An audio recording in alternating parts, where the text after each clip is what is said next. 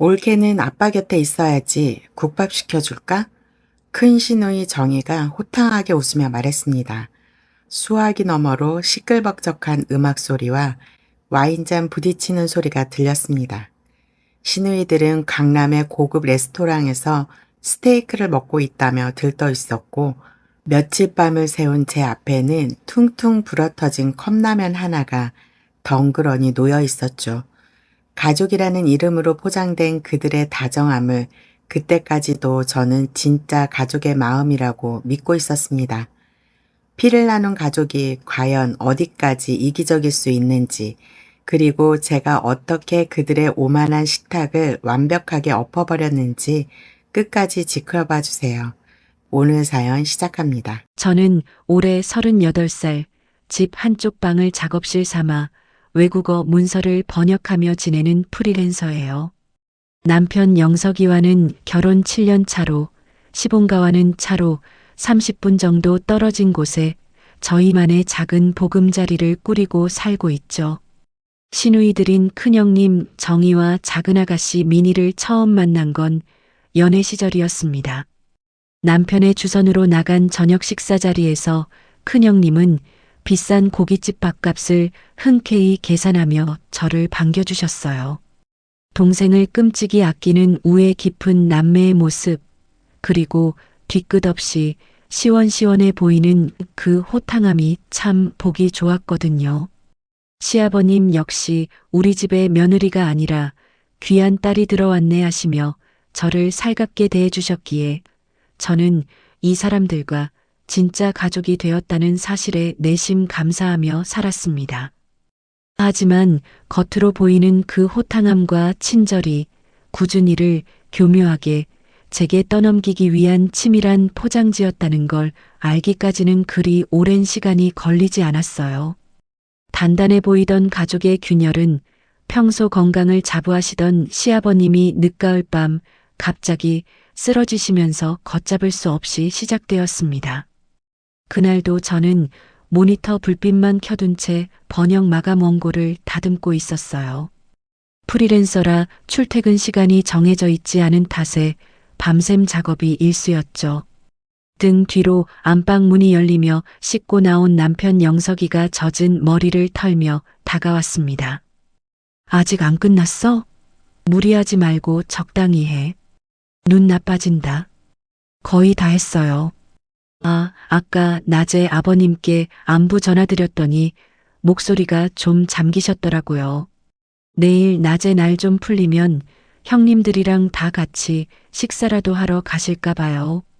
제 말에 남편은 안도하는 표정으로 제 어깨를 주무르며 웃었습니다.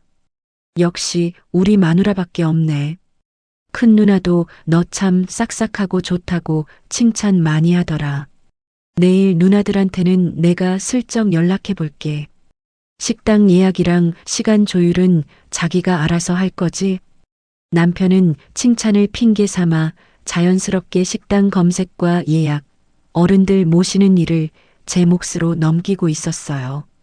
시누이들 역시 겉으로는 우리 올케가 최고지라며 치켜세웠지만 명절이나 가족 행사 때마다 메뉴 선정부터 장보기, 뒷정리 같은 자잘하고 피곤한 일들은 은연중에 제 차지가 되곤 했습니다.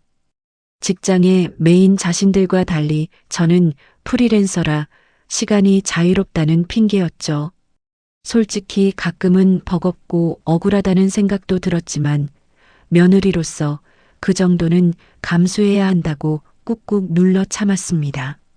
무엇보다 명절 끝에 수진아, 고생 많았다. 너 없었으면 이 집안이 어떻게 굴러가겠니?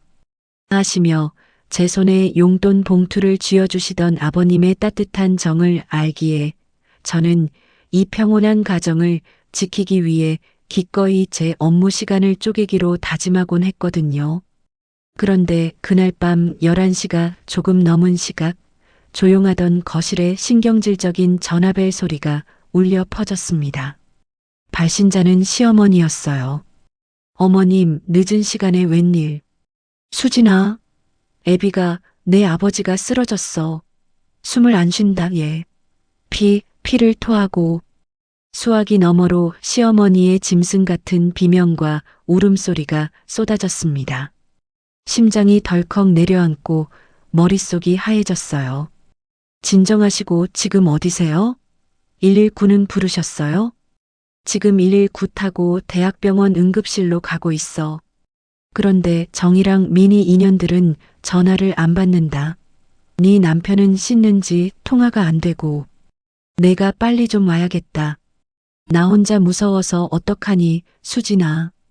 정작 피를 나눈 친딸들은 가장 위급한 순간에 연락이 두절되었고, 어머님은 가장 만만한 며느리인 저를 찾으며 일방적으로 매달리고 계셨습니다. 평온했던 일상이 와장창 깨지는 소리가 귓가를 때렸지만 당혹스러움을 느낄 새도 없었죠. 가족의 생사가 달린 급박한 상황이었으니까요. 네, 제가 지금 바로 갈게요. 어머님, 울지 마시고 아버님 옆에 꼭 계세요. 저는 마감 직전이던 번역 파일을 황급히 저장하고 창을 닫았습니다. 침대에서 자고 있던 남편을 거칠게 흔들어 깨운 뒤 대충 겉옷만 꿰어 입고 아버님이 이송되신 응급실을 향해 미친 듯이 차를 몰았습니다. 응급실 앞은 그야말로 피 말리는 아수라장이었습니다. 아버님은 급성 뇌졸중 판정을 받고 곧바로 중환자실로 옮겨지셨어요. 저희 부부가 도착하고도 2시간이나 지나서야 큰 시누이 정혜 형님과 작은 시누이 미니 아가씨가 헐레벌떡 뛰어왔습니다. 아빠, 우리 아빠 불쌍해서 어떡해. 흑흑. 정혜 형님은 응급실 복도 차가운 바닥에 주저앉아 과장되게 가슴을 치며 오열했습니다. 미니 아가씨도 옆에서 화장이 번지도록 눈물을 훔쳤죠. 한바탕 폭풍 같은 시간이 지나가고 새벽동이 틀 무렵이 되어서야 우리는 대기실 플라스틱 의자에 지친 몸을 기댔습니다. 제가 먼저 어렵게 입을 뗐어요. 형님, 아가씨. 일단 아버님 당장 내일부터 중환자실 면회도 들어가야 하고 고비 넘기셔서 일반 병동으로 올라가시면 24시간 간병도 해야 해요. 각자 시간 낼 수 있는 요일을 좀 맞춰봐야 할 것 같은데요. 그 순간 바닥을 치며 세상이 무너진 듯 울던 정혜 형님의 울음소리가 거짓말처럼 뚝 끊겼습니다. 옳게 나 알잖아. 우리 회사 지금 다음 달 신제품 출시 때문에 프로젝트 비상 걸린 거. 팀장인 내가 어떻게 며칠씩 자리를 비워? 형님은 순식간에 눈물을 거두더니 교묘하게 시선을 피하며 제 남편 등 뒤로 슬쩍 물러섰습니다.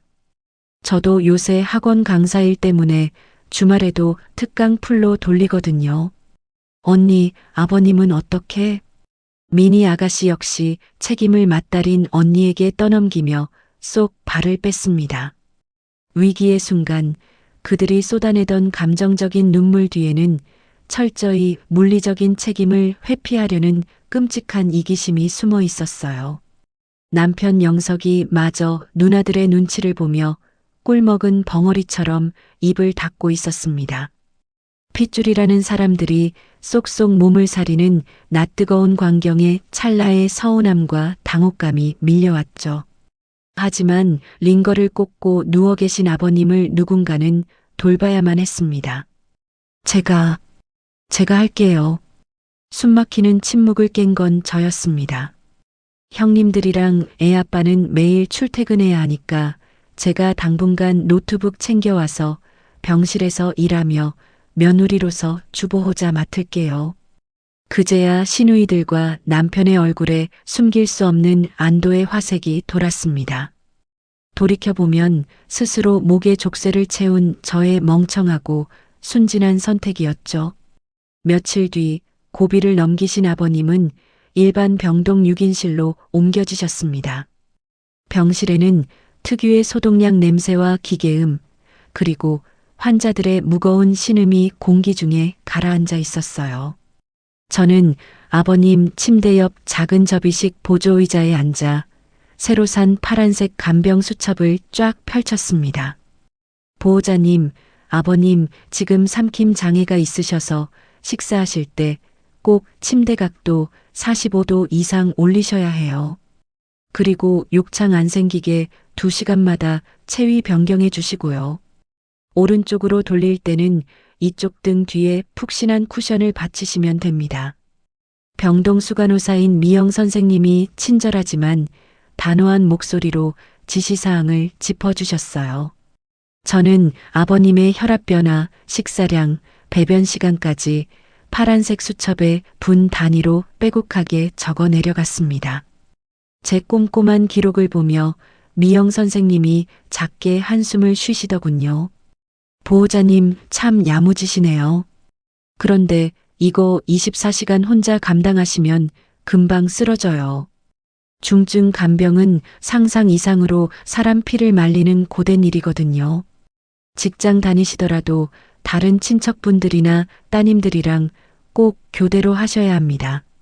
안 그러면 보호자님이 먼저 병나요.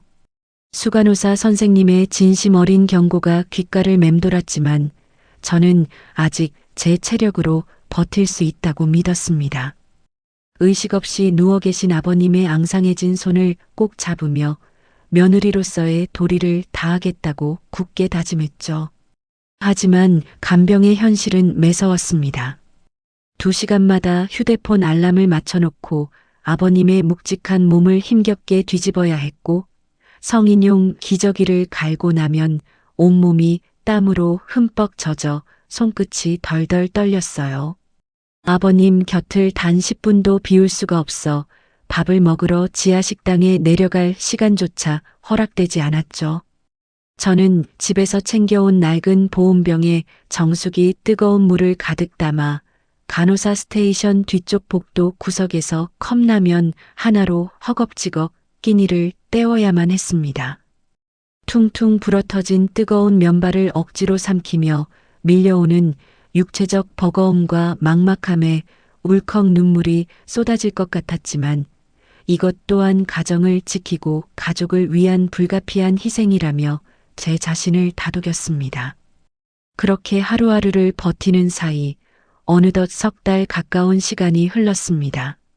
아버님이 겨우 선잠에 드신 틈을 타 좁은 보조의자에 쪼그려 앉아 노트북을 켜고 밀린 번역 일을 막 시작하려던 찰나였습니다. 침대 모서리에 올려둔 제 핸드폰 화면이 번쩍이며 짧게 진동했어요. 화면에 뜬 발신자는 큰 시누이 정희 형님이었습니다. 조심스럽게 전화를 받자마자 수화기 너머로 귀를 의심케 하는 소리가 들려왔습니다.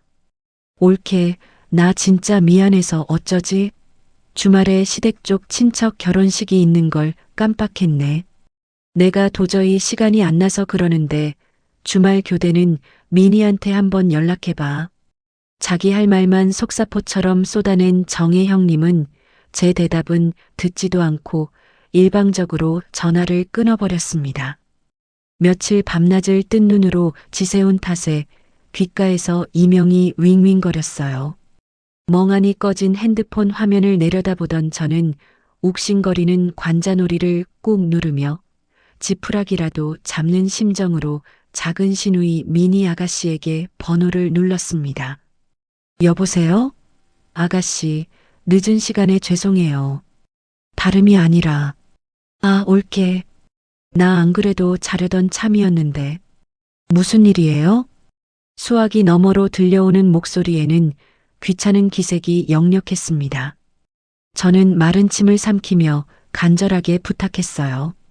저기, 제가 며칠째 눈을 제대로 못 붙였더니 몸살 기운이 너무 심해져서요. 내일 토요일 오후 반나절만이라도 아가씨가 병실 좀 지켜주실 수 있을까요? 제가 집에 가서 딱 3시간만 씻고 눈 좀 붙이고 오고 싶어서요. 제 말이 끝나기가 무섭겠짓 하는 혀차는 소리가 들려왔습니다. 어머, 올케. 나 주말에는 애들 학원 라이딩 쫙 깔린 거 알잖아요. 게다가 내일 오후엔 그이 부부 동반 모임도 있어서 예약까지 다 해놨는데 어떡해.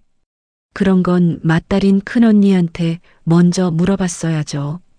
형님은 시댁 행사가 있으시다고. 아유, 몰라요. 나도 주말 아니면 쉴 시간이 없는데. 올케가 좀 더 수고해줘요. 나 진짜 자야 해서 끊을게요. 뚜뚜뚜. 끊어진 전화기를 든 채 저는 좁은 복도 휴게실 의자에 털썩 주저앉았습니다. 시누이들에게 아버님은 입으로만 애틋한 눈물의 대상일 뿐이었습니다.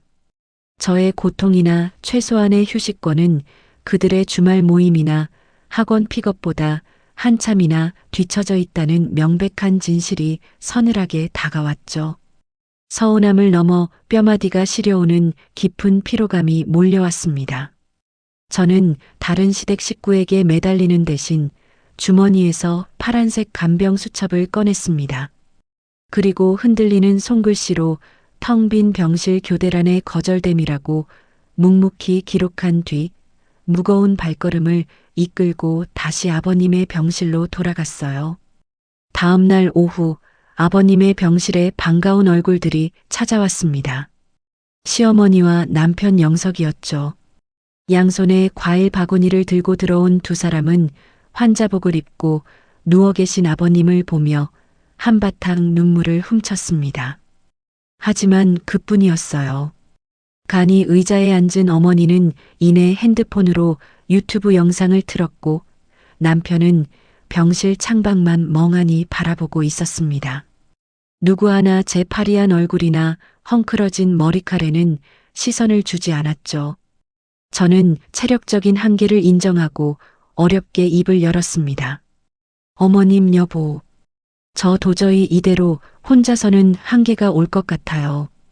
밤낮으로 2시간마다 체위 변경을 하니까 숨이 차서요. 차라리 비용을 좀 들여서 공동 간병인이라도 쓰거나 주간만이라도 개인 간병인을 고용하는 게 어떨까요? 제 제안에 병실 안에는 차가운 정적이 내려앉았습니다. 시어머니는 보던 핸드폰 화면을 탁 끄며 미간을 찌푸리셨어요. 예, 남의 손 타면 애비만 고생한다. 핏줄이 옆에서 지극정성으로 돌봐야 환자도 마음이 편해서 빨리 낫는 법이야. 내가 며느리로서 조금만 더 고생해주면 될 것을 무슨 돈을 쓰겠다고 유난이니. 어머니의 단호한 거절에 저는 다급하게 남편을 쳐다보았습니다. 제 번역 일도 올스톱되어 생계에 지장이 생기고 있다는 걸 남편은 알고 있었으니까요. 하지만 남편은 제 시선을 슬그머니 피하며 딴청을 피웠습니다.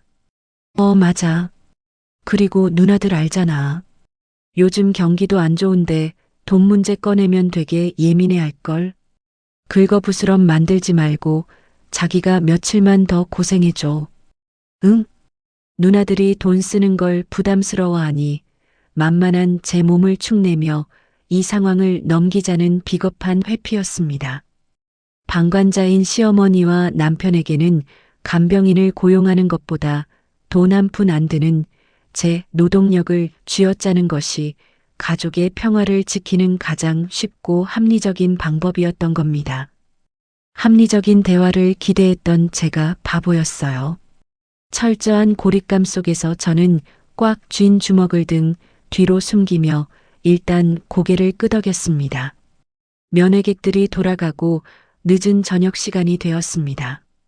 하루 종일 아무것도 먹지 못한 저는 비틀거리는 다리를 이끌고 병원 로비 구석으로 내려왔어요.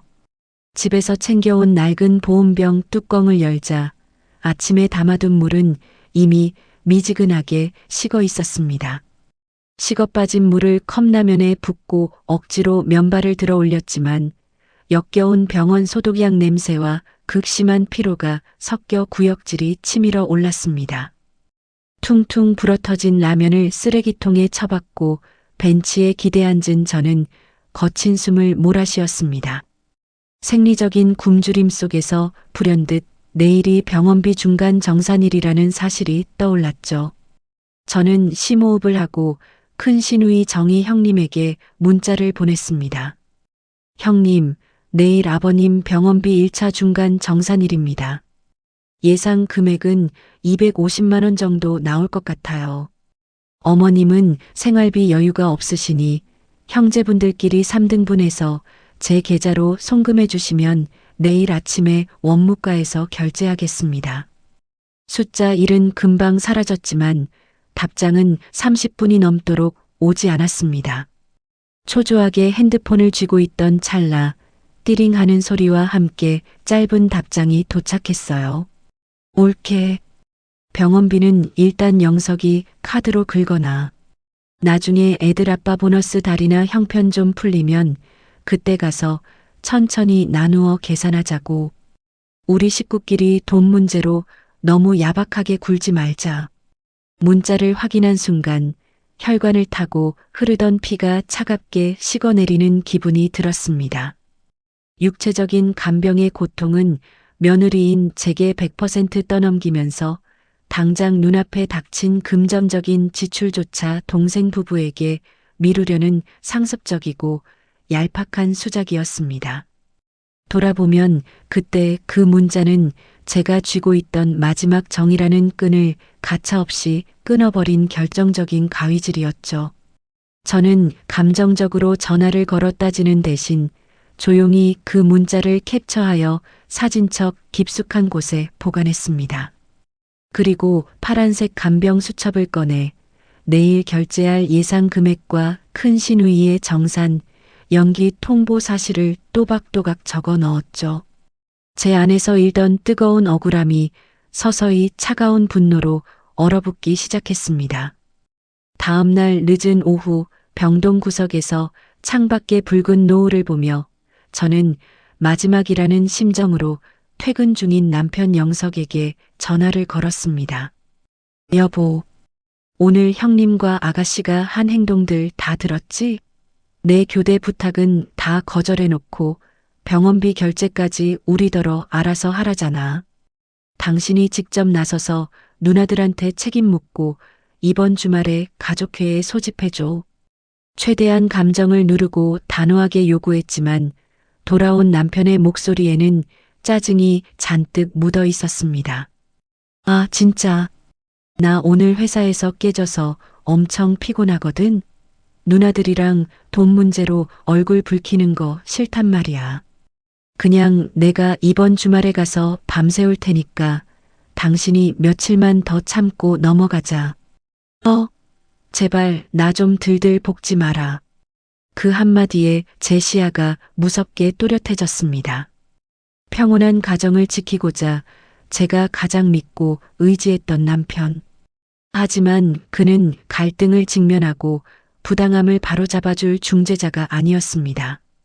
철저히 아내의 희생과 인내심에 기생하여 자신만의 편안한 일상을 유지하려는 비겁한 방관자이자 공모자에 불과했다는 뼈아픈 진실을 마주하게 된 겁니다.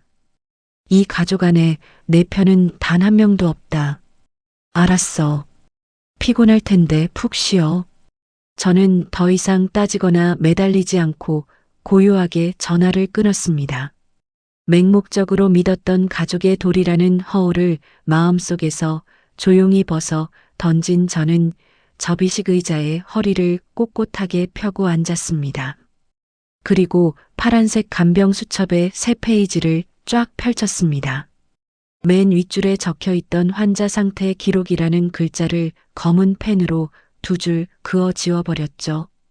대신 그 자리에 새롭게 칸을 나누고 자를 대어 표를 그리기 시작했습니다. 날짜, 시간, 제가 직접 수행한 간병 노동의 종류, 그리고 그것을 전문 간병인 시세로 환산한 노동 가치 청구액. 볼펜촉이 종이 위를 사각거리는 소리가 유난히 선명하게 병실을 울렸습니다. 수첩을 채워나가는 제 손끝에는 이제 한치의 망설임도 남아있지 않았으니까요. 치밀한 증빙 기록의 첫 페이지가 서서히 완성되어 갔습니다. 병실 시계가 저녁 7시 반을 가리키고 있었습니다. 환자들의 낮은 신음과 기계음이 규칙적으로 울리는 6인실 구석. 저는 아버님 침대 아래 놓인 작은 간이 침대에 비스듬히 기대 앉았어요. 이틀 동안 제대로 눈을 붙이지 못한 탓에 극심한 탈진이 몰려왔고 귓가에서는 환청처럼 이명이 윙윙거렸습니다. 잠시 뒤 저녁 약을 챙겨드리고 체위를 바꿔드려야 했기에 제대로 자리를 뜰 수도 없었죠. 저는 떨리는 손으로 낡은 보온병의 뚜껑을 열었습니다. 미지근해진 물을 컵라면 용기에 붓고 나무젓가락으로 설익은 면발을 휘적거리는 순간이었어요. 침대 모서리에 둔 핸드폰이 요란하게 진동했습니다. 발신자는 큰 시누이 정희 형님이었죠. 혹시 어제 제 부탁이 마음에 걸려 저녁에라도 병실에 들르려는 걸까? 바보 같게도 저는 그 짧은 순간 신락 같은 기대를 품으며 서둘러 전화를 받았습니다. 여보세요? 형님. 올케. 아직 병실이지? 수화기 너머로 시끌벅적한 음악 소리와 와인잔이 부딪히는 청명한 소리가 들려왔습니다. 누군가 썰고 있는 나이프와 접시의 마찰음, 그리고 기분 좋게 들뜬 사람들의 웃음소리까지. 병실의 무거운 공기와는 너무나도 이질적인 소음이었죠. 네, 병실이에요. 지금 어디세요? 혹시 이쪽으로 오시는 길? 아니, 나 지금 민희네 부부랑 같이 강남 쪽에 밥 먹으러 나왔지. 우리 남편이 오랜만에 칼질 좀 하자고 해서 레스토랑 예약했거든. 스테이크가 아주 입에서 살살 녹는다, 예. 가슴 언저리를 둔탁한 무언가로 얻어맞은 듯 숨이 턱 막혔습니다. 어제는 주말에 친척 결혼식이 있다며 그토록 바쁜 척을 하더니 그게 다 제 교대 부탁을 피하기 위한 얄팍한 거짓말이었던 겁니다. 제가 컵라면조차 제대로 삼키지 못해 구역질을 참고 있을 때 핏줄이라는 사람들은 며느리에게 아버지를 맡겨두고 자기들끼리 고급 레스토랑에서 여유롭게 칼질을 하고 있었던 거죠. 아, 참.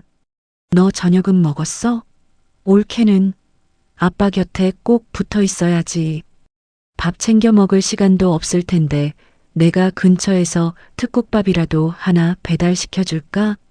형님의 목소리에는 미안함 대신 선심 쓰듯 내뱉는 조롱이 섞여 있었습니다.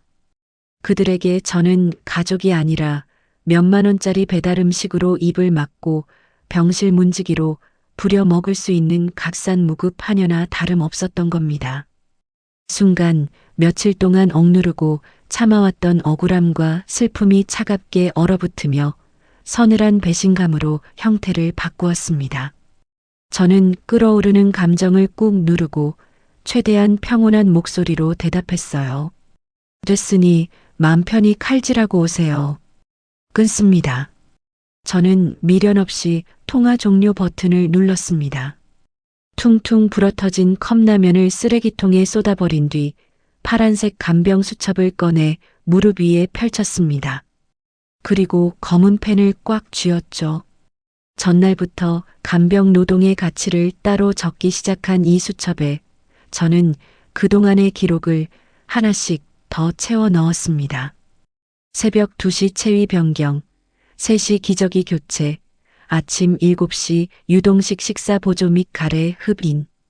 저는 지난 수개월간 단 하루도 쉬지 않고 아버님께 쏟아부었던 제 노동의 시간과 내역을 분 단위로 정밀하게 쪼개어 적어 내려갔습니다. 스마트폰으로 중증 환자 전문 간병인 협회 단가를 검색해 보았죠. 24시간 숙식 간병, 체중 70kg 이상, 남성 환자, 석션 및 위간 영양 보조. 하루 최소 15만 원에서 18만 원을 호가하는 고강도 노동이었습니다. 한 달이면 500만 원, 석 달이면 1,500만 원. 제가 가족의 도리라는 이름으로 맹목적으로 희생했던 시간들이 자본주의의 객관적인 숫자로 환산되자 명백한 착취의 증거로 눈앞에 드러났습니다. 깊은 잠에 빠져 거친 숨소리를 내는 아버님을 물끄러미 바라보며 저는 더 이상 감정적인 억울함에 매몰되지 않기로 했습니다. 시누이들이 스스로 파놓은 이 무책임한 덫에 완전히 걸려들 때까지 저는 이 서늘하고 객관적인 기록을 완성하며 조용히 때를 기다리기로 결심했죠. 다음 날 오전 병실 문이 열리고 큰 시누이 정혜 형님과 작은 시누이 미니 아가씨가 들어왔습니다. 두 사람 모두 백화점에서 막 쇼핑을 마친 듯 세련된 트렌치 코트를 입고 가벼운 명품 로고 손가방을 들고 있었어요. 밤새 씻지도 못해 머리가 떡지고 후줄근한 트레이닝복 차림의 저와는 너무나도 대조적인 모습이었습니다.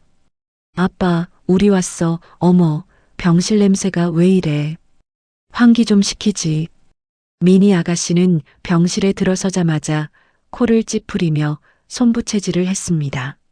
정희 형님은 제게 핸드폰 화면을 쓱 들이밀며 어제 먹은 스테이크와 와인 사진을 자랑하듯 보여주었죠. 옳게, 이거 봐. 고기가 진짜 좋더라니까. 나중에 우리 영석이 돈 많이 벌면 너도 이런 데 좀 데려가 달라고 해. 저는 흔들림 없는 눈빛으로 사진을 밀어내며 차분하게 말했습니다. 형님, 아가씨. 아버님, 오늘 오후에 뇌CT 재검사 일정 있어요.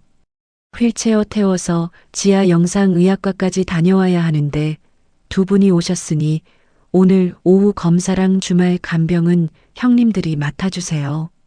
제 요구에 정희 형님의 표정이 순식간에 굳어졌습니다. 얘는 무슨 소리야? 나 아까 백화점 들렀다가 곧바로 동창들 모임 가야 해. 미니도 오후에 시댁 식구들 온다며? 맞아, 언니. 어머님 모시고 백화점 가기로 했어. 옳게. 아빠 검사 잘 부탁해. 우리 갈게.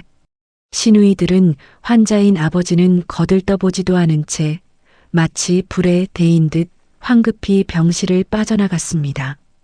그들에게 혈육의 병화는 피하고 싶은 짐이었고 만만한 며느리의 희생은 어떠한 죄책감 없이 당연하게 누려야 할 특권일 뿐이었죠. 그 뒷모습을 보며 제 마음에 남아있던 일말의 기대감마저 완벽하게 소멸했습니다. 혈연이라는 껍데기에 대한 완벽한 정서적 분리. 저는 그들의 무책임한 회피를 굳이 붙잡지 않고 파란색 수첩을 꺼내 또 하나의 명분을 차곡차곡 기록했습니다.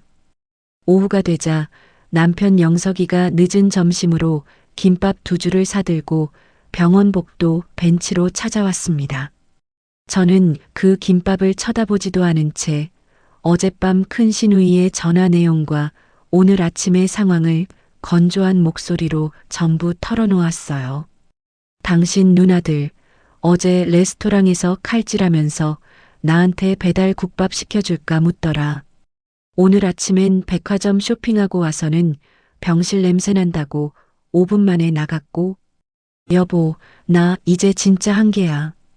당장 내일부터 전문 간병인 부를 테니까 당신이 누나들한테 비용 청구해. 마지막이었습니다. 남편이 이 끔찍한 착취의 고리를 끊어줄 유일한 사람으로서 제 역할을 하길 바랐던 마지막 시험이었죠. 하지만 영석은 미간을 잔뜩 찌푸리며 제 손을 덥석 잡았습니다. 아유, 누나들이 생각이 짧았네. 내가 나중에 한마디 할게. 근데 수진아, 지금 당장 간병인 쓰면 한 달에 몇백인데 그 돈은 누가 내? 누나들이랑 돈 문제로 싸움 나면 아빠 쓰러지신 마당에 집안 풍비박산 나는 거 순식간이야. 남편은 제 눈치를 살피며 비겁한 목소리로 속삭였습니다. 당신이 조금만 더 고생해줘. 내가 나중에 보너스 타면 진짜 좋은 데에 데려가서 밥 사줄게.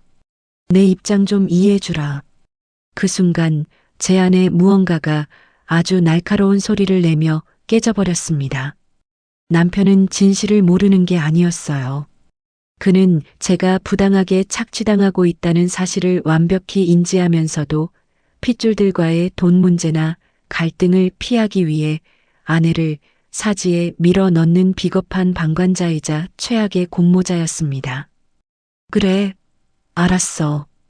당신 입장이 그렇다면 어쩔 수 없지. 저는 남편의 손을 천천히 뿌리치며 자리에서 일어났습니다. 뼛속까지 스며드는 깊은 고독감 속에서 서늘한 결단이 섰습니다. 더 이상 남편을 통한 중재나 해결은 불가능했습니다. 오직 내 손으로 합법적이고 완벽하게 이 억압의 사슬을 끊어버릴 타이밍을 앞당겨야 할 때였습니다. 저는 뒤돌아 병실로 향하며 주머니 속에 파란색 수첩을 꽉 쥐었습니다. 아버님 상태가 생각보다 심각해서요. 밤새 선망 증세도 오셨고 이제 혼자서는 거동 자체가 아예 불가능하십니다. 미영 선생님은 들고 온 차트와 서류 뭉치를 넘기며 굳은 표정으로 말을 이었습니다. 일반적인 식사 보조 수준이 아니에요. 돌발 행동을 막고 체위를 수시로 바꿔야 해서 보호자님 혼자 감당하시다간 정말 큰일 납니다. 주치의 선생님도 당장 내일부터 1:1 중증 전문 간병인을 투입하라고 강력히 권고하셨어요. 그 말을 듣는 순간 제 머릿속을 꽉 채우고 있던 막막함이 오히려 차갑게 가라앉았습니다. 간병 난이도가 극도로 격상되었다는 건 간병 비용 부담 역시 만만치 않다는 뜻이었죠. 무거운 짐이 한 겹 더 얹어진 셈이었지만 저는 직감했습니다. 핏줄이라는 허울 좋은 이름 뒤에 숨어 제게 모든 짐을 떠넘기던 그들에게 이 책임을 합법적이고 온전하게 돌려줄 가장 완벽한 덫이 완성되었다는 사실을요. 저는 그 길로 시댁 식구들 전원에게 긴급 호출을 돌렸습니다. 2시간 뒤 병원 1층 구석의 후미진 카페에 시어머니와 남편 그리고 시누이들이 불만 가득한 얼굴로 모여들었어요. 다들 바쁜데 갑자기 왜 부른 거야? 나 이따 동창 모임 가야 한다니까. 큰 시누이 정혜 형님이 핸드폰 거울로 립스틱을 덧바르며 퉁명스럽게 쏘아붙였습니다. 저는 탁자 한가운데에 미영 선생님이 준 중증 간병인 비용 견적서를 툭 내려놓았습니다. 아버님 상태가 악화되셔서 이제 일반 가족 간병으로는 안 된답니다. 전문 간병인 고용비가 한 달에 500만 원 정도 나올 거예요. 당장 내일부터 사람을 써야 하니 형님과 아가씨 그리고 애 아빠 세 분이서 정확히 3등분해서 제게 입금해 주세요. 안 그러면 당장 내일 낮부터 핏줄이신 분들이 직접 24시간 교대로 병실 지키셔야 합니다. 견적서에 찍힌 숫자를 확인한 시누이들의 눈이 튀어나올 듯 커졌습니다. 뭐? 500? 올케 미쳤어? 그 생돈을 왜 남한테 줘? 형님은 테이블을 쾅 치며 목소리를 높였습니다. 올케 집에서 노트북 톡톡 치면서 일하잖아. 출퇴근 시간 정해진 것도 아니면서 거기서 조금만 더 신경 쓰면 될 걸 왜 유난을 떨어? 우리가 그 큰 돈이 당장 어디 있다고. 옆에 있던 작은 시누이 미니 아가씨도 재빨리 언니를 거들었습니다. 맞아요, 올케. 오빠 외벌이 뻔히 알면서 돈을 막 쓰려고 하네. 우리가 주말에 한 번씩 와서 봐주면 되잖아요. 시어머니 역시 못마땅한 듯 혀를 차셨죠. 남의 손 타면 애비 명줄만 짧아진다. 내가 젊으니 조금만 더 고생해라. 가족끼리 돈으로 야박하게 구는 거 아니다. 내 남편이라는 작자는 입을 꾹 다문 채 컵받침만 만지작거리고 있었습니다. 환자의 생사보다 당장 자신들의 지갑에서 나갈 돈을 막는 게 우선인 끔찍한 민낯들. 그들은 저를 영구적인 무한 희생양으로 확정짓기 위해 필사적이었습니다. 예전 같았으면 억울함에 목이 메어 언성을 높였겠지만 지금 제 마음엔 서늘한 평정심만이 가득했습니다. 상대의 얄팍한 패를 완전히 읽어낸 데서 오는 짜릿한 카타르시스였죠. 네, 알겠습니다. 돈이 아까우시다면 제가 계속 병실에 남아볼게요. 제가 순순히 고개를 끄덕이자 네 사람의 얼굴에 동시에 화색이 돌았습니다. 저는 비용 거절이라는 그들의 핑계를 조용히 수집하며 곧바로 다음 덫을 깔았습니다. 그런데 형님, 방금 병원 원무과에서 연락이 왔는데요. 아버님 상태가 중증이라 앞으로 병원 연락과 비용 관련 사항을 맡을 주보호자를 직계 가족 중에서 정해달라고 하네요. 제가 계속 주보호자 역할까지 맡기는 어렵다고 말씀드렸어요. 형님과 애 아빠가 잠깐 원무과로 같이 가주셔야겠어요. 간병 노동은 여전히 며느리 몫이라 착각한 정혜 형님은 자신이 아버님의 주보호자로 등록된다는 말에 흔쾌히 자리에서 일어났습니다. 봐. 병원에서도 아빠 핏줄은 나라는 걸 아는 거지. 며느리가 무슨 권한이 있겠어. 영서가 가자. 가족회의 직후 저는 형님과 남편을 이끌고 원무과 앞 서류 작성 데스크로 향했습니다. 직원이 내민 주보호자 변경 신청서를 받아든 형님은 내용도 제대로 읽지 않은 채 보란 듯이 펜을 쥐고 자신의 이름 세 글자를 시원하게 휘갈겼습니다. 비용 관련 연락을 받을 담당자란에는 남편 영석이 이름을 적었죠. 종이 위에 잉크가 스며드는 순간 겉으로는 무표정을 유지했지만 제 안에서는 통쾌한 해방감이 터져 나왔습니다. 수개월간 제 목을 옥죄고 있던 주보호자라는 족쇄가 완벽하게 해체되는 순간이었습니다. 이제부터 병원 연락과 비용 관련 창구는 저 대신 친자식들이 맡게 되었습니다. 수고하셨어요. 저는 먼저 병실에 올라가 볼게요. 돌아서서 병동으로 향하는 제 발걸음은 깃털처럼 가벼웠습니다. 곧바로 6인실 병실로 들어선 저는 침대 아래에 두었던 제 옷가지와 세면도구, 노트북을 챙겨 캐리어에 쓸어 담았습니다. 그리고 환자 상태 대신 간병 노동의 가치를 분 단위로 빼곡하게 기록해둔 파란색 간병 수첩을 겉옷 안주머니에 소중히 챙겨 넣었죠. 제가 병실을 완전히 비운 뒤 덩그러니 남은 것은 침대 옆 탁자 위에 놓인 낡은 보온병 하나뿐이었습니다. 밥 먹을 시간조차 없어 복도 구석에서 미지근한 물로 컵라면을 불려 먹어야 했던 저의 피눈물. 이제는 저들의 새로운 족쇄가 될 물건이었죠. 캐리어를 끌고 병동 복도로 막 나섰을 때였습니다. 엘리베이터 문이 열리며 집에서 새 환자복을 챙겨온 작은 시누이 미니 아가씨가 저를 보며 눈을 둥그렇게 떴습니다. 어머, 올케. 그 짐 다 뭐야? 어디가? 저는 대답 대신 주머니에서 꺼낸 주보호자 출입증을 아가씨의 가슴팍에 툭 밀어 넣었습니다.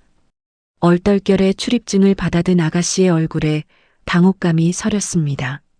방금 정혜 형님이랑 당신 오빠가 원무과에서 주보호자 변경 절차 다 마쳤어요.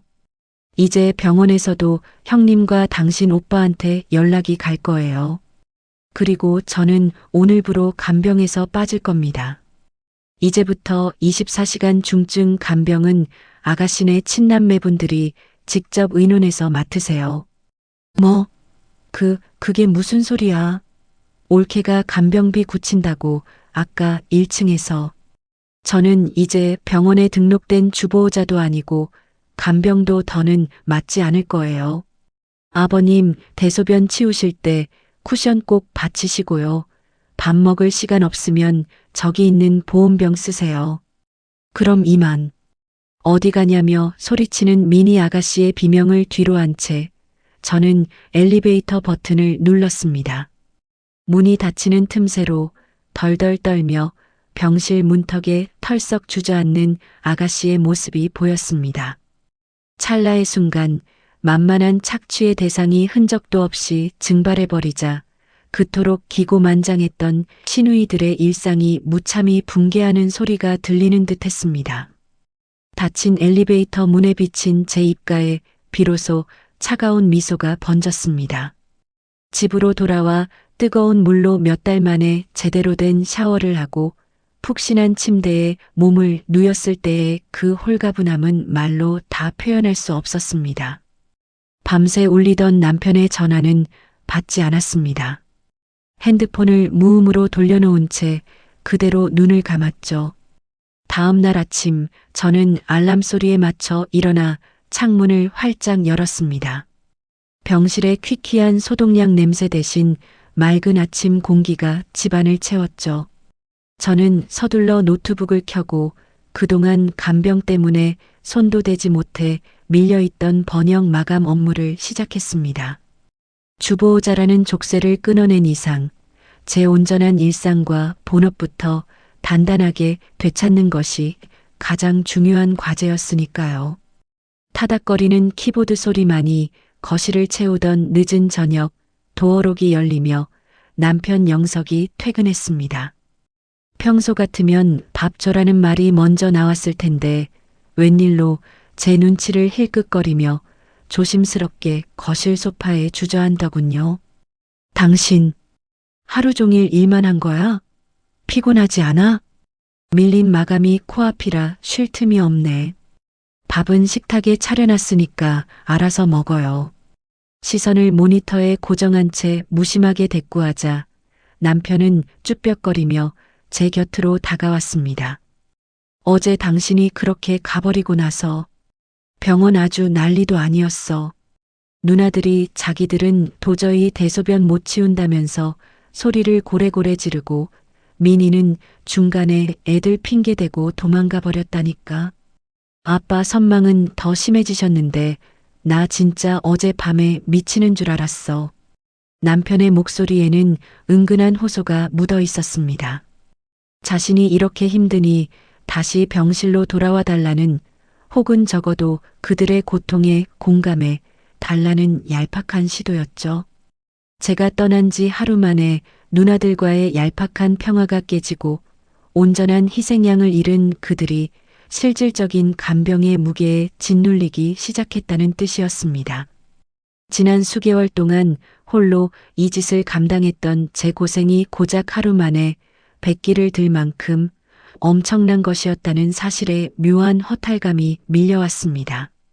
하지만 그 허탈감은 이내 내 일상을 지키겠다는 냉정한 다짐으로 굳어졌죠. 그래, 중증 환자 간병이 원래 그렇게 사람 피 말리는 일이야. 직계열족들이 알아서 순번 정해서 잘해봐. 저는 남편의 우울한 기색에 한치도 흔들리지 않고 다시 키보드 위에 손을 올렸습니다. 남편은 이전처럼 제게 노골적으로 희생을 요구하지 못한 채 꿀먹은 벙어리처럼 입을 다물었습니다. 다음 날 오후가 되자 거실 식탁에 올려둔 제 핸드폰이 신경질적으로 울려댔습니다. 화면에는 큰 신우이 정혜 형님의 이름이 떠 있었죠. 전화를 받을까 말까 잠시 망설이다가 그들이 얼마나 끔찍한 현실과 마주했는지 확인하고 싶은 마음에 통화 버튼을 눌렀습니다. 여보세요. 올게. 수진아. 너 지금 당장 병원으로 좀 와야겠다. 수화기 너머로 정혜 형님의 비명 같은 목소리와 함께 병실의 소란스러운 소음, 그리고 아버님의 고함 소리가 여과 없이 들려왔습니다. 무슨 일인데요? 저 지금 일하는 중이라 바빠요. 아빠가 지금 침대에다가 기저귀를 다 뜯어놓고 벽에 칠하고 난리가 났어. 나 비위 약해서 죽어도 이거 못 치워. 내가 주보호자였잖아. 내가 이런 거 다 치웠었잖아. 당장 와서 수습해. 형님은 숨 넘어갈 듯 다급하게 제게 명령했습니다. 고상하게 칼질이나 즐기며 배달 국밥으로 저를 조롱하던 여유는 온데간데 없었죠. 중증 환자의 원초적이고 물리적인 돌봄 난이도 앞에서 속수무책으로 무너져 내린 겁니다. 무례한 호출에 잠깐 불쾌감이 일었지만 이내 서늘한 통쾌함이 전신을 감쌌습니다. 형님, 제가 어제 분명히 말씀드렸을 텐데요. 저는 이제 병원에 등록된 주보호자도 아니고 간병도 더는 맡지 않는다고요. 주보호자 변경 서명 직접 하셨잖아요. 정 못하시겠으면 핏줄인 형님이 직접 간호사 선생님들한테 사정해서 치우세요. 끊습니다. 김수진, 너 지금 장난해? 내가 아빠 대소변까지. 여보세요? 저는 형님의 다급한 고함을 가차없이 끊어버렸습니다. 앞으로 이런 징징거림에는 철저히 무대응으로 일관하겠다는 단호한 선언이었죠. 다음 날 낮 저는 과거에 미리 주문해 두었던 아버님의 특수 기저귀 박스를 싣고 잠시 병원에 들렀습니다. 제가 산 물품을 마지막으로 인계하여 병원과의 남은 연결고리를 마저 정리할 셈이었죠. 병실 안으로는 단 한 발짝도 들이기 싫어서 1층 로비에서 작은 시누이 미니 아가씨를 불러냈습니다. 아가씨, 이거 제가 예전에 시켜둔 아버님 기저귀예요. 앞으로는 아가씨가 알아서 주문하세요. 복도로 기저귀를 받으러 나온 미니 아가씨의 꼴은 말이 아니었습니다. 세련된 트렌치 코트를 뽐내던 며칠 전의 모습은 흔적도 없었고 떡진 머리에 퀭한 눈, 셔츠에는 알 수 없는 얼룩이 잔뜩 묻어 있었죠. 그런데 제 시선을 사로잡은 건 아가씨의 품에 안겨 있는 물건이었습니다. 제가 며칠 전 병실 탁자 위에 덩그러니 남겨두고 왔던 바로 그 낡은 보온병이었죠. 올케, 나 진짜 죽을 것 같아. 큰언니는 냄새난다고 밖으로 휙 나가버리고 아빠는 계속 소리 지르시고 이것 봐, 나 하루 종일 밥 한 술 뜰 시간도 없어서 올케가 놔두고 간 이 보온병에 뜨거운 물 담아서 겨우 율무차 하나 타 먹었어. 아가씨는 울상이 되어 억울함을 토로했습니다. 밥 먹을 시간조차 없어 끼니를 걸으며 낡은 보온병에 의지해야 했던 저의 과거 고통이 지금 시누이들의 현실에 고스란히 복제되어 있었던 겁니다. 그 보온병을 보니 과거의 분노보다는 저들이 돌봄 노동의 참혹함을 온몸으로 겪고 있다는 사실이 너무나도 객관적으로 다가왔습니다. 중증 간병이 원래 그런 거예요, 아가씨. 핏줄이 지극정성으로 돌봐야 아버님도 마음이 편하실 테니까 수고하세요. 저는 앓는 소리를 내는 미니 아가씨에게 그 어떤 위로나 공감도 해주지 않았습니다. 건조하게 기저귀 박스만 밀어준 뒤 단 한 번도 뒤돌아보지 않고 병원 문을 빠져나왔죠. 그날 깊은 새벽 거실 소파에서 번역 작업을 하다 깜빡 잠이 든 저를 깨운 건 신경질적인 전화벨 소리였습니다. 시계를 보니 새벽 3시 40분. 제 곁에서 자고 있어야 할 남편 영석이 아버님 병실에서 전화를 걸어온 거였어요. 여보세요. 여보. 수진아. 흑. 수화기 너머로 들려온 건 남편의 처절한 흐느낌이었습니다. 누나들이 밤새는 건 도저히 못하겠다고 다 도망가 버렸어. 내가 밤새 아빠 침대에서 떨어지실까봐 붙잡고 있었는데 방금 아빠가 내 얼굴에 침을 뱉고 욕을 하셨어. 나 진짜 못하겠다. 미치겠어. 시누이들이 결국 야간 간병을 팽개치고 도망쳐서 억지로 불려나간 남편이 직접 그 지옥을 맛보고 나가떨어진 거였습니다. 당신 도대체 이걸 몇 달이나 어떻게 버틴 거야? 내가 미친놈이었어. 당신이 이렇게 지옥 같은 시간을 보내고 있는데 누나들 눈치나 보면서 당신 등이나 떠밀고 미안해. 내가 진짜 죽을 죄를 지었어. 제발 사람 살려주라. 남편은 뼈저린 후회와 함께 오열을 쏟아냈습니다. 남매들 사이에 얄팍한 의리마저 극한의 피로 앞에서 산산조각 났고 직접 밤샘 간병의 지옥을 겪고 나서야 아내가 견뎌온 노동의 무게와 자신의 방관이 얼마나 큰 폭력이었는지를 실감한 겁니다. 뒤늦게 진실을 깨닫고 울부짖는 남편의 목소리를 들으며 저는 참았던 눈물 대신 서늘한 한숨을 내쉬었습니다. 제 고통이 온전히 증명되었다는 차분한 인정과 함께 말이죠. 다 당신 핏줄들 몫이야. 오롯이 감당해. 저는 남편의 늦은 하소연을 다정하게 위로해주지 않고 원론적인 팩트만 짚어준 뒤 냉정하게 통화 종료 버튼을 눌렀습니다. 주말 아침 모처럼 늦잠을 자고 일어나 느긋하게 커피를 내리던 참이었습니다. 거실 탁자 위에 올려둔 핸드폰이 신경질적으로 진동하기 시작했죠. 발신자는 시어머니였습니다. 시누이들의 끊임없는 징징거림에 시달리다 못한 어머니가 결국 제게 다시 압력을 가해올 거라는 건 충분히 예상했던 터라 저는 커피잔을 내려놓고 차분하게 통화 버튼을 눌렀습니다. 여보세요. 너 인연. 핏줄들이 피 말라 죽어가는 꼴을 보고도 두 다리 뻗고 잠이 오니? 애 아빠 얼굴이 반쪽이 된 건 안 보여? 어떻게 사람이 그렇게 피도 눈물도 없어? 이 독한 년 같으니라고. 수화기 너머로 다짜고짜 시어머니의 거친 비난과 고함이 쏟아졌습니다. 혹시나 아버님의 상태를 걱정하실까 했던 일말의 예의마저 산산조각 나는 순간이었죠.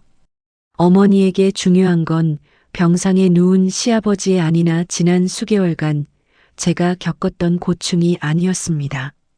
오로지 당신의 귀한 친딸들이 겪는 고통을 당장 중단시키기 위해 가장 만만한 며느리를 다시 그 지옥의 희생양으로 밀어 넣으려는 끔찍한 이기심일 뿐이었죠.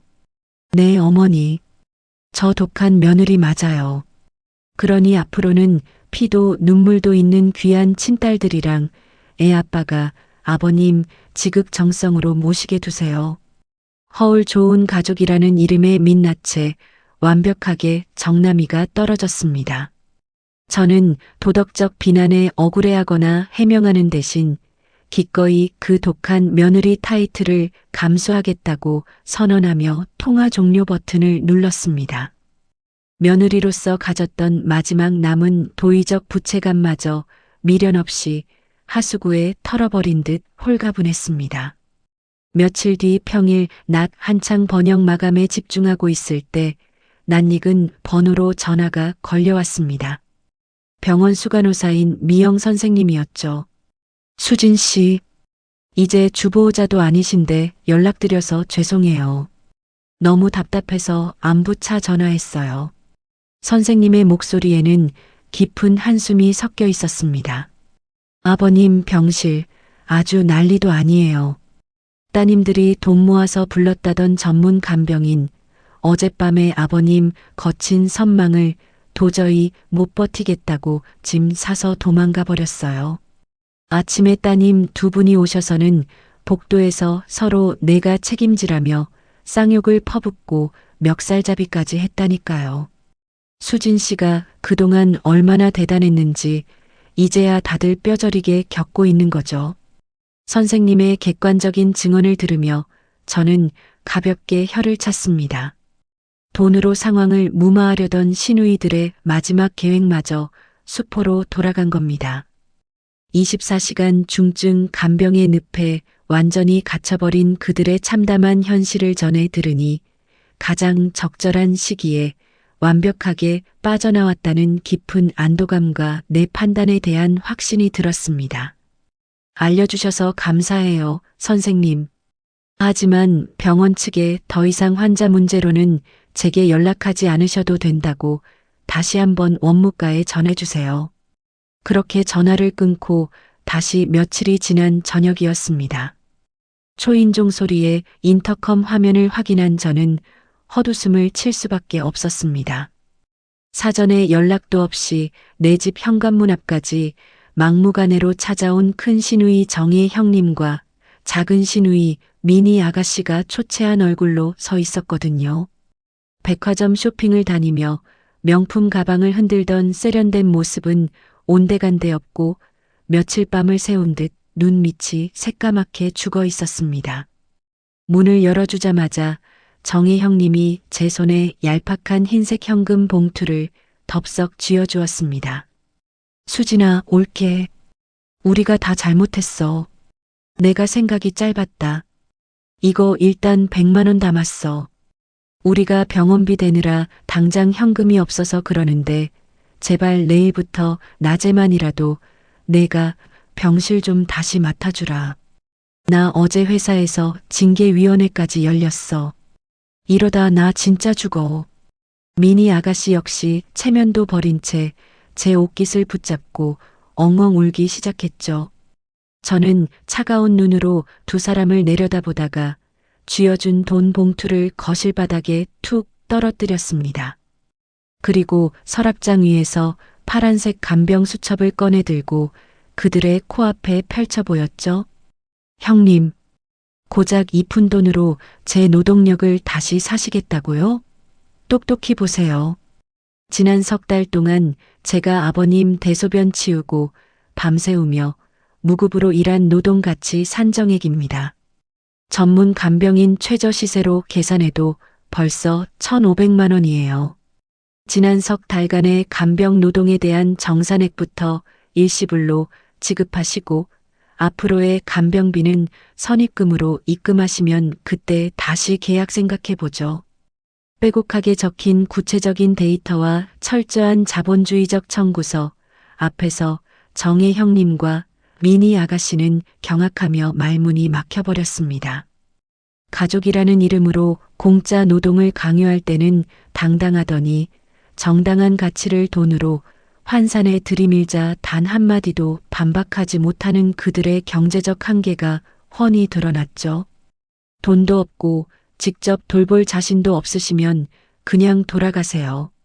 남의 집 앞에서 구질구질하게 울지 마시고요. 저는 내 노동의 가치를 무기로 상대를 완벽하게 제압하는 묵직한 카타르시스를 느끼며 그들의 코앞에서 매몰차게 현관문을 닫아버렸습니다. 그날 밤 자정이 다 된 시각, 도어록이 힘없이 열리며 남편 영석이 집으로 들어왔습니다. 며칠째 밤샘 간병과 출근을 병행한 탓에 그는 흡사 넋이 나간 시체 같은 몰골이었어요. 거실 소파에 앉아 책을 읽고 있던 저를 보자마자 남편은 그대로 바닥에 무릎을 꿇었습니다. 수진아, 나 오늘 부장님한테 마지막 경고받았어. 한 번만 더 지각하거나 회의 시간에 졸면 그땐 진짜 권고사직이래. 누나들은 이제 아예 내 전화도 안 받아. 제발, 여보, 나 한 번만 살려주라. 내가 평생 당신한테 엎드려 살게. 직장 생활마저 위태로워져 울음 섞인 목소리로 애원하는 남편. 한때 제게 가족의 평화를 위해 당신이 조금만 더 참아달라고 비겁하게 회피하던 그 입에서 나온 처절한 항복 선언이었습니다. 저는 덮어둔 책을 탁자 위에 올리며 차갑게 내려다보았습니다. 그래서 핏줄 버리고 도망간 당신 누나들한테 끝까지 끌려다니면서 당신 직장도 잃고 우리 가정까지 완벽하게 망칠 거야? 아니면 당신도 누나들처럼 간병 포기하고 내 곁에 남아서 당신 가족들과의 관계를 정리할 거야. 선택해. 제 단호한 팩트 폭력에 남편의 어깨가 무섭게 떨리기 시작했습니다. 자신이 묵인했던 누나들의 이기심과 자신의 얄팍한 비겁함이 결국 스스로를 이 끔찍한 지옥의 한가운데로 밀어 넣었다는 사실을 완벽히 인지한 겁니다. 부부라는 이름으로 포장되었던 불공정한 관계가 완전히 역전되는 순간이었습니다. 저는 바닥에 엎드려 짐승처럼 오열하는 남편의 눈물에 동요하지 않았습니다. 다시 병실로 돌아가는 우를 범할 생각은 추호도 없었으니까요. 그가 스스로 제 핏줄들과의 징그러운 사슬을 어떻게 끊어내고 책임질 것인지 저는 소파에 깊숙이 기대앉아 서늘한 눈으로 지켜볼 뿐이었습니다. 여보, 제발 한 번만. 누나들이 당신한테 진심으로 엎드려 사과하고 싶대. 나 진짜 중간에서 피 말라 죽을 것 같아. 며칠 뒤 직장까지 잘릴 위기에 처한 남편 영석의 끈질긴 읍소에 저는 마지못해 시봉가로 향했습니다. 거실 문을 열고 들어서자 소파와 바닥에 널브러지듯 앉아있는 시어머니와 두 시누이의 모습이 눈에 들어왔어요. 백화점 VIP 라운지나 어울리던 정혜 형님은 머리를 며칠이나 안 감았는지 기름진 머리카락을 질끈 묶고 있었고 미니 아가씨는 수면 부족으로 눈밑이 퀭하게 파여 시체 같은 몰골을 하고 있었죠. 제가 식탁 의자를 빼고 앉자마자 정혜 형님이 바닥에서 기어오듯 다가와 제 손을 덥석 잡았습니다. 옳게. 수진아, 우리가 진짜 다 잘못했어. 내가 죽일 년이야. 나 어제 회사에서 경위서 썼고 우리 애들은 엄마 얼굴 본 지가 일주일이 넘어. 미니 저 기집애도 애들 학원 라이딩 못해서 형부랑 이혼한 애 만에 매일 싸우고 형님은 눈물 콧물을 쏟으며 구구절절 자신들의 비참한 처지를 늘어놓았습니다. 우리가 돈 좀 더 모아서 한 달에 100만 원씩 더 얹어줄 테니까 제발 다시 아빠 좀 맡아주라. 응? 우리 진짜 이러다 다 죽어. 그들의 눈물을 가만히 내려다보며 저는 조용히 잡힌 손을 빼냈습니다. 일말의 진심 어린 사과가 있을지도 모른다는 제 아주 작은 기대는 완벽하게 빗나갔어요. 저 눈물은 제 지난 희생에 대한 미안함이 아니었습니다. 그저 자신들의 안락한 일상이 완전히 붕괴되는 것을 막기 위해 푼돈으로 제 노동력을 다시 헐값에 사들이려는 끔찍하고 이기적인 발악일 뿐이었죠. 저는 가방 지퍼를 열고 겉표지가 다른 파란색 간병 수첩과 엑셀로 출력해온 정산 내역서를 꺼내 식탁 한가운데에 탁 소리 나게 내려놓았습니다. 돈을 더 얹어주시겠다고요? 그럼 일단 지난 석 달간의 간병 노동에 대한 정산부터 하시죠. 간병 노동 정산? 네. 제가 지난 석 달 동안 하루 24시간 아버님 대소변 치우고 밤새우며 무급으로 일한 노동가치 산정액입니다. 전문 중증 간병인 최저 시세로만 계산해도 벌써 1,500만 원이에요. 저는 창백해진 시누이들의 얼굴을 똑바로 응시하며 차갑게 말을 이었습니다. 저를 다시 병실로 부르고 싶으시다면 이 1,500만 원부터 제 계좌로 일시불 입금하세요. 그리고 앞으로의 간병비는 무조건 매월 선지불입니다. 그 조건이 충족되면 그때 다시 계약을 생각해보죠. 정산 내역서 맨 아래에 찍힌 1,500만 원이라는 숫자를 확인한 순간 시어머니와 시누이들의 눈이 튀어나올 듯 커졌습니다. 방금 전까지 눈물을 짜내며 읍소하던 정혜 형님의 얼굴이 순식간에 일그러지더군요. 야, 김수진. 너 미쳤어. 가족끼리 어떻게 돈 계산을 그렇게 피도 눈물도 없이 해. 내가 업소에서 몸 파는 여자야. 일당을 받게 해. 이년아, 애비가 널 어떻게 예뻐했는데 시집 식구들 피를 빨아먹으려고 작정을 했구나. 시어머니 역시 소파에서 벌떡 일어나 삿대질을 하며 거칠게 비난을 쏟아냈습니다. 돌이켜보면 그들이 말하는 가족의 정이란 며느리의 피와 땀을 공짜로 쥐어짜기 위해 내세우는 가장 값싼 핑계에 불과했습니다. 정작 합당한 대가를 치러야 할 때가 오면 가장 먼저 쓰레기통에 내다 버리는 위선적인 통제수단이었죠. 저를 헐값 취급하는 도덕적 비난이 쏟아졌지만 제 마음의 타격감은 전혀 없었습니다. 오히려 단단해진 자존감과 압도적인 우월감이 전신을 감쌌죠. 저는 미련 없이 간병 수첩을 다시 가방에 챙겨 넣고 자리에서 일어났습니다. 돈 내실 생각은 없으신가 보네요. 그럼 거래는 결렬입니다. 제가 가방을 메고 돌아서자 정혜 형님이 씩씩거리며 소리쳤습니다. 수진아, 너 진짜 천벌 받아. 아빠가 저렇게 누워 계신데 어떻게 이럴 수가 있어. 너 진짜 독한 년이야. 저는 걸음을 멈추고 고개를 돌려 핏대를 세운 형님을 서늘하게 내려다보았습니다. 네, 저 천벌 받을게요. 피도 눈물도 없는 독한 며느리 할 테니까 핏줄인 형님들이 지극정성으로 효녀하세요. 아, 그리고 아버님 병실에 두시고 맘 편히 칼질하고 오시라니까요. 배달 국밥 시켜드릴까요?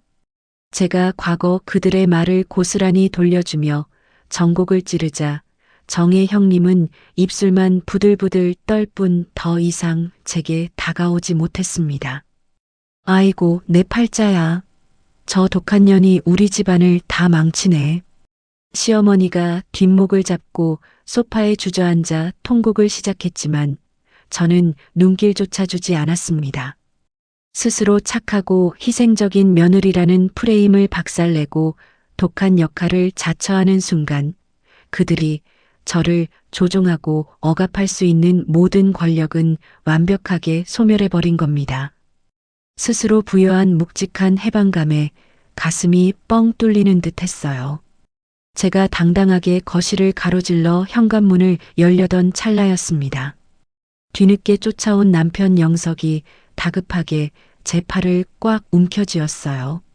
여보, 제발. 진짜 이렇게 끝낼 거야?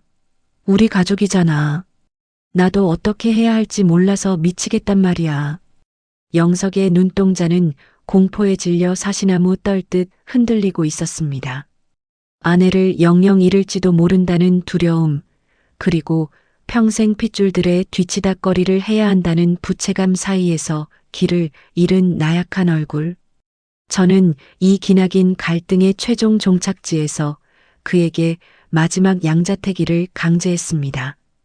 선택해. 당장 내 손잡고 이 집 나가서 내 곁에 남을 건지 아니면 이 집에 남아서 평생 당신 누나들 방패막이로 아버님 대소변 치우며 살 건지. 제 차가운 통보에 남편은 숨을 헐떡이며 입술을 깨물었습니다.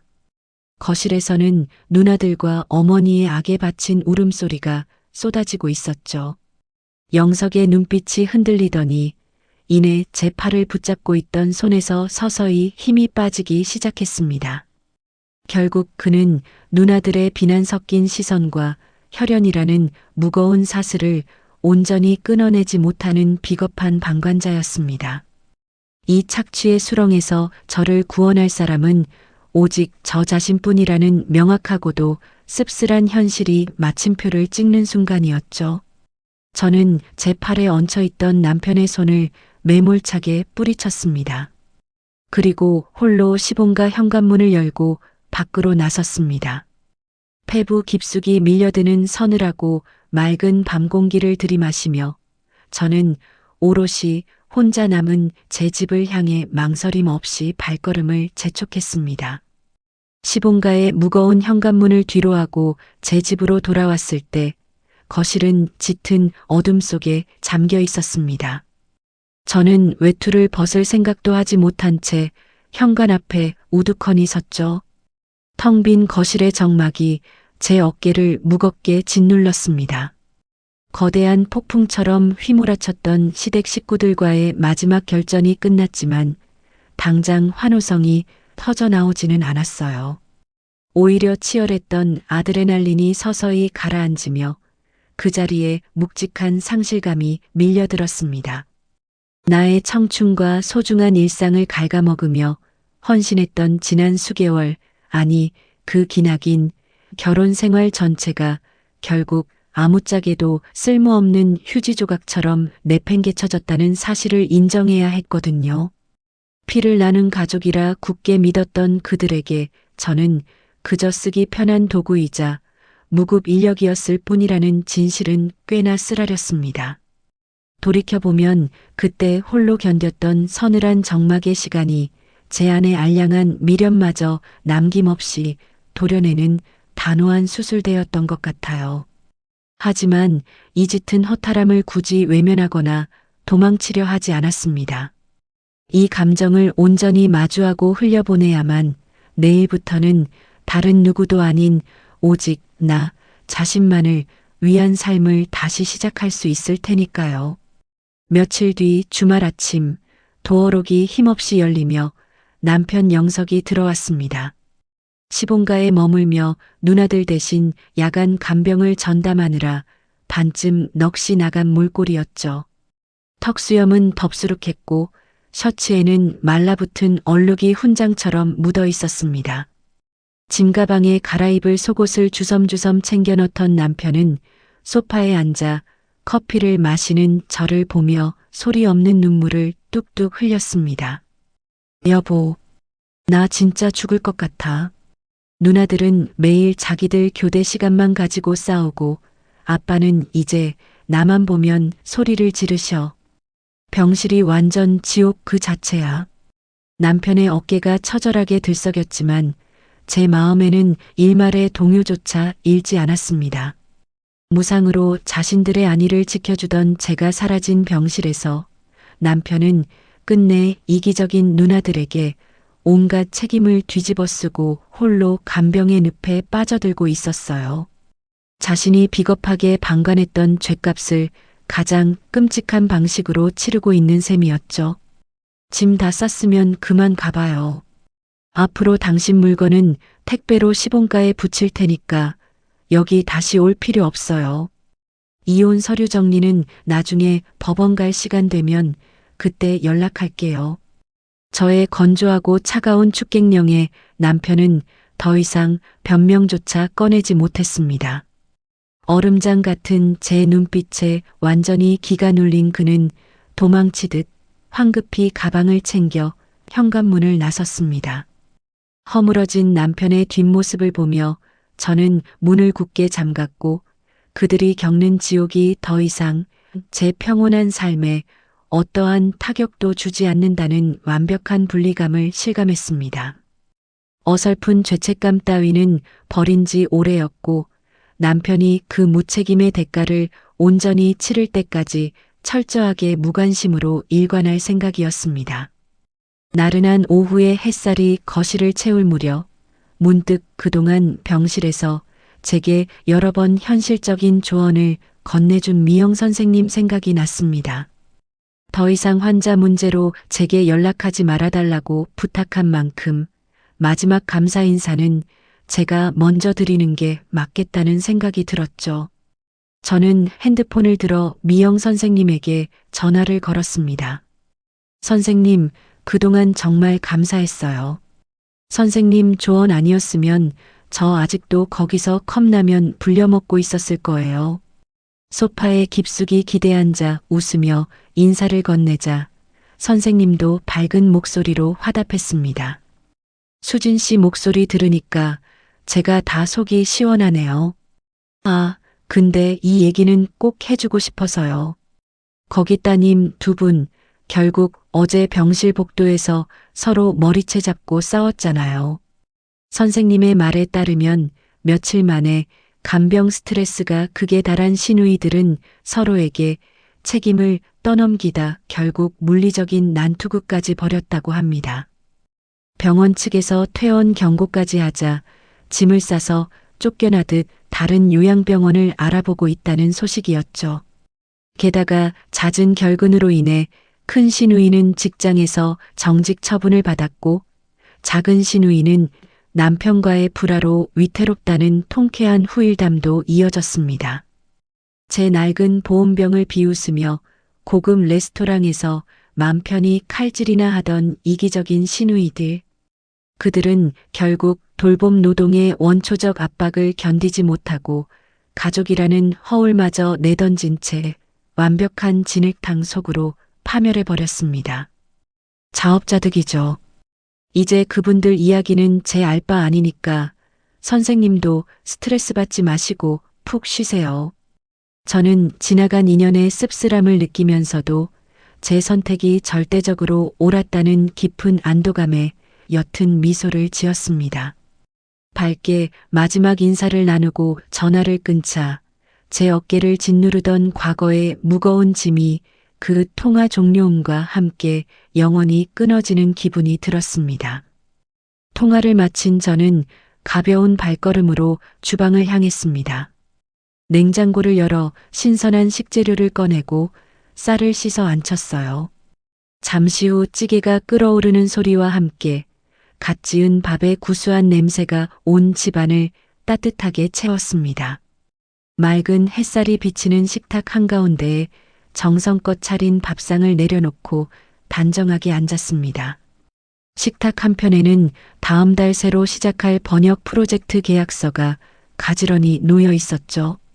병실 복도 구석에 쪼그려 앉아 낡은 보온병에 미지근한 물로 컵라면을 억지로 삼키며 구역질을 참았던 그 끔찍한 기억은 이제 거짓말처럼 흐려졌습니다. 김이 모락모락 피어오르는 하얀 쌀밥을 크게 한 숟갈 떠서 입에 넣었습니다. 방해받지 않는 고요한 식사 시간이 주는 이 평범하지만 찬란한 일상의 온기가 온몸으로 퍼져나갔습니다. 가족이라는 이름의 폭력적인 억압에서 제 발로 걸어 나와 삶의 주도권과 시간을 온전히 되찾았을 때 가장 평범하게 누리는 밥 한 끼의 온기가 얼마나 무겁고 소중한 자립의 증명인지 그제야 깊이 깨달을 수 있었죠. 따뜻하고 든든하게 식사를 마친 저는 빈 그릇을 달그락거리며 치웠습니다.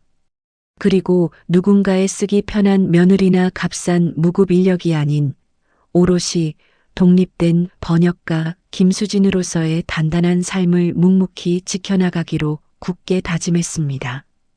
가족이니까 서로 돕고 희생하는 게 당연하다는 말, 참 듣기 좋고 따뜻한 문장이죠.